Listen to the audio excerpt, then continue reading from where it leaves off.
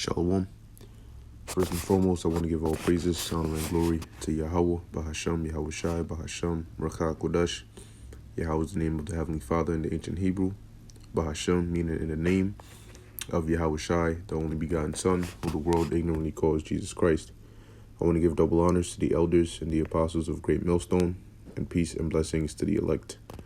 All right, I wanted to do a brief exhortation, all right, dealing on faith. Okay, have Habakkuk, the second chapter here. Okay, and also remembering patience. All right, because, comparing, let's say, last year around this time to this year around this time, there have been a lot of, the vibration has definitely been different, as, it was one of those Habakkuk 2 and 3 experiences where, things start moving fast, things start happening. All right. And then those that really lack that faith and that spiritual eye, you'll think that, nothing is going to happen because it seems as though things are, quote unquote, going back to normal and so on and so forth. All right. But if you look at it spiritually, we're closer now, all right, to Jacob's trouble, all right, than we were last year. Okay, not by what events look like, but by the fact that we're forward in time. Okay, because with each day that passes, Jacob's trouble draws nearer and nearer and nearer. Though we don't know the time, we know we're getting closer and closer to it. All right. So you gotta have faith, man. That if you're gonna, as the Lord said, endure unto the end, the just shall live by his faith. Because there's a reason the Lord gave us faith, because there were going to be moments and times when your eyes or what you see or what you hear would not be enough, because what you see and what you hear would go contrary. What you see and what you hear would be different than what you thought would happen. Okay, you need to rely on faith. All right. Whether you thought that they were going to, straight up, from the way they were saying it, just straight up start tossing people into concentration camps, in the midst of the lockdowns and all of that. Well, guess what? That doesn't mean that the FEMA camps and the martial law and the extra stuff, the wildness that's gonna happen is not gonna happen. All right. We as the scriptures say, we're prisoners of hope. All right, but let me read this. This is Habakkuk chapter 2, verse 1. And it says, I will stand upon my watch and set me upon the tower, and will watch to see what he will say unto me, and what I shall answer when I am reproved. All right, and there's another scripture that says, watch as well as pray. See, so we're watchmen. Okay, we watch the signs. We watch, pursuant to 2nd Ezra, the 9th chapter, to measure the times diligently. And we break down what it is that we're seeing via the scriptures, okay, to link it up. That's how you measure the times. Okay. And the Lord answered me and said, write the vision and make it plain upon tables, that he may run that readeth it. See, now, okay, we're not writing the vision. Okay, the vision is already set. It's already been written. We're living it out. But now our job is to break it down. They wrote it down, all right, and our job is to break it down. Which is, that's a topic right there, So our job is to break down these scriptures. So, when you read the different chapters, the different books written by the different prophets, the men of the Lord, they didn't understand necessarily what they were seeing. Okay, they for some of them, they saw it was bad. They saw it was horrible. Okay. But certain of the visions they got, they didn't understand. And now we're in the time when we understand it, because now is the time when they're going to be fulfilled. Some of them have already, and some of them we're in the midst of, namely the mark. All right, so verse 3 says, for the vision is yet for an appointed time, meaning that what all the visions that they got and they saw and they wrote down, which numerous prophets saw the same things, just different ways, because that's what the Most High would do. He would show them the same things in different ways. All right, and they write it down, different perspectives of the same events happening over and over and over again. Okay, and they would write it down. But that time that they saw, whether it was Ezra or John or Isaiah or Jeremiah or Ezekiel, it's all referring to that same appointed time. Okay, it says, but at the end it shall speak and not lie. Though it tarry, wait for it. That's the key part. Though it tarry, wait for it. So we've already been given that forewarning that, yo, it's gonna tarry. That's prophecy doesn't work. You can't calculate necessarily a time for prophecies, in the sense that there's certain prophecies that the Most High has set in His power. You know, so we can't calculate necessarily when exactly is going to happen, because it is set for an appointed time. We know, all right, the signs that is getting closer, just as a woman, when she starts going through those birth pains, all right, and the, you know, the contractions and stuff. All right, I'm not an expert on women and birth, but based on the pain level and the frequency that she gets it, she can tell that it's close. The baby's close to, you know, it's almost time. Now she doesn't know the exact date. She can't tell her man, tomorrow at 3:30 p.m. You know what I'm saying, the water's gonna break and the baby's coming. But she can tell that it could be any day now, you know, or so on and so forth.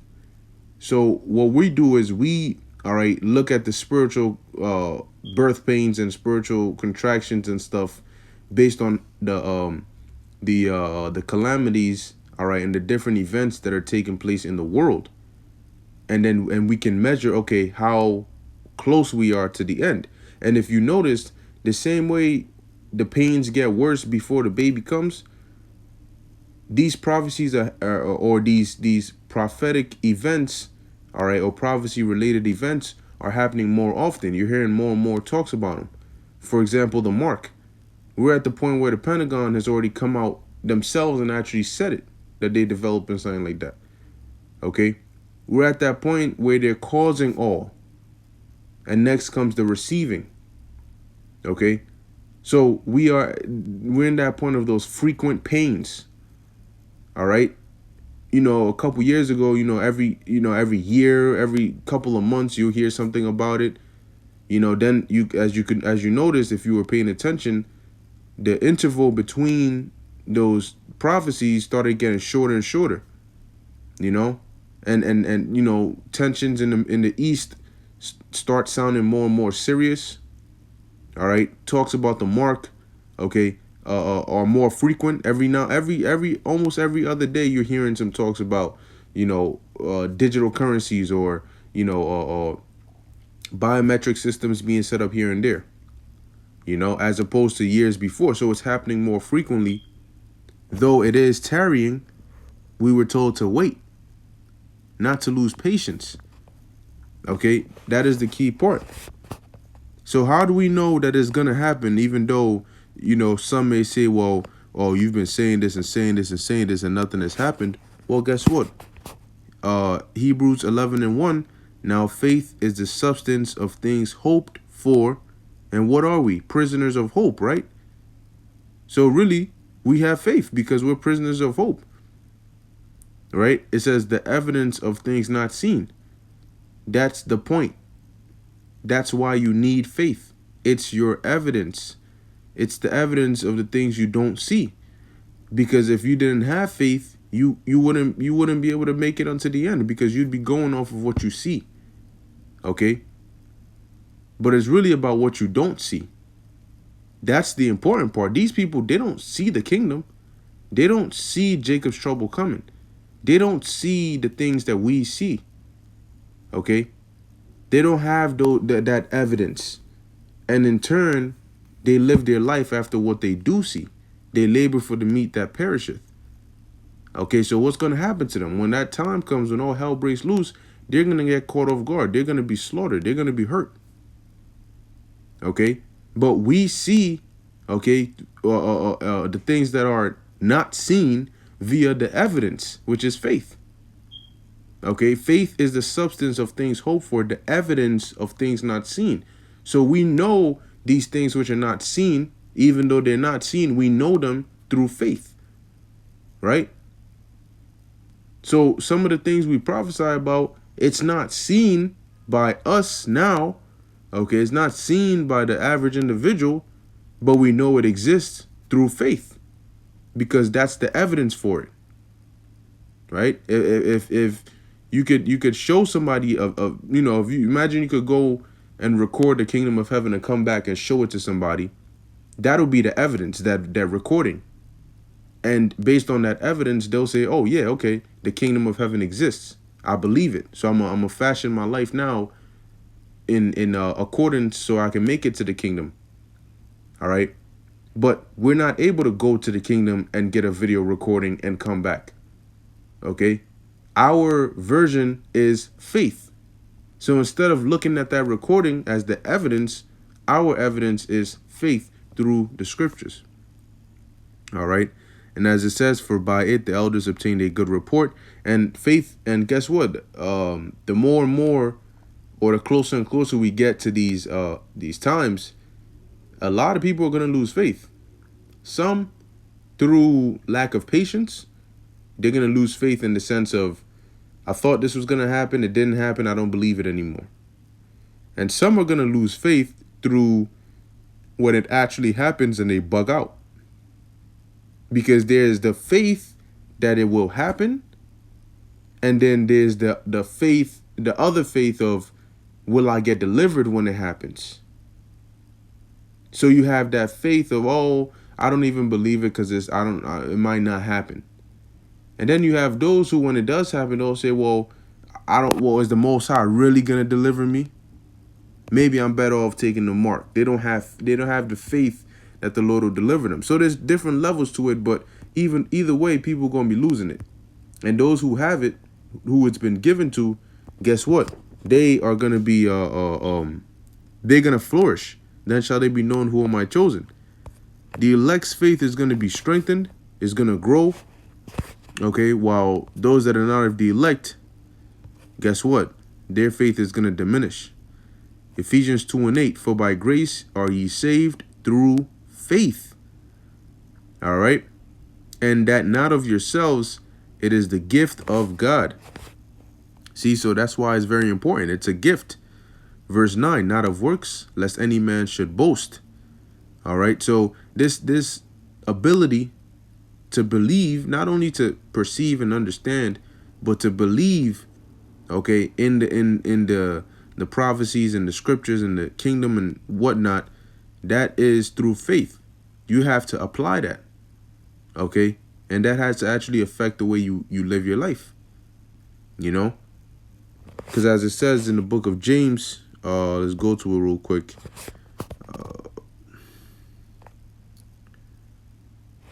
I believe it is James 2.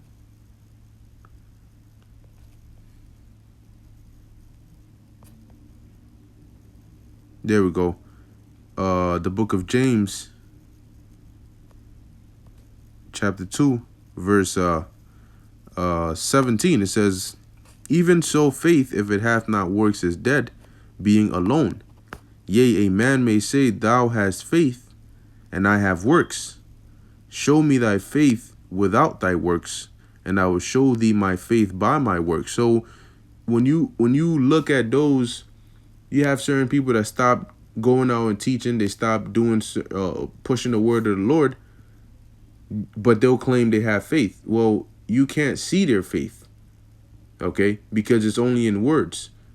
But those that remain consistent, diligent, if you look at the elders and apostles and brothers on down, all right, of Great Millstone on down, you'll see the faith because what? Their works do show.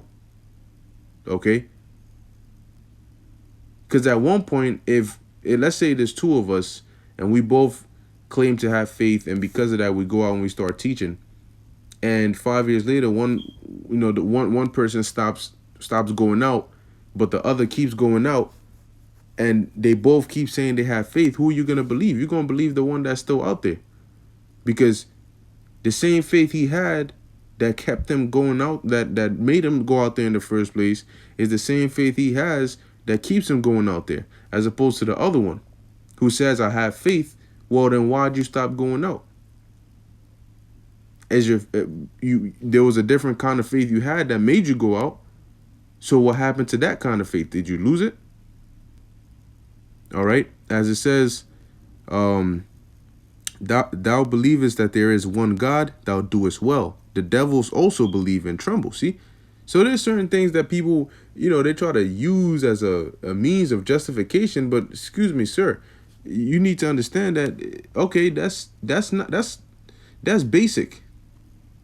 That's basic. Certain things, man, as it says here, thou believest there's one God. You know the name of the Lord. You believe there's one power. Okay, Satan knows that. Demons know that. Now what? It says, thou doest well. The devils also believe and tremble. But wilt thou know, O vain man, that faith without works is dead? Now I'm going to jump down here to verse 26. It says, for as the body without the spirit is dead, so faith without works is dead. Okay, so there you have your comparison. All right, so that was pretty much it. Just wanted to do that exhortation that, just remember to keep the faith regardless of what it is that the things may look like. Remember, we go off of the evidence of things not seen. Right now, the world is seeing peace and safety. All right. But through faith, which is our evidence, we're looking at the unseen, which is the destruction that's to come. Okay. So though it is tarrying, you have to wait for it. Not wait in complacency. All right. But wait in readiness. Okay. In preparation.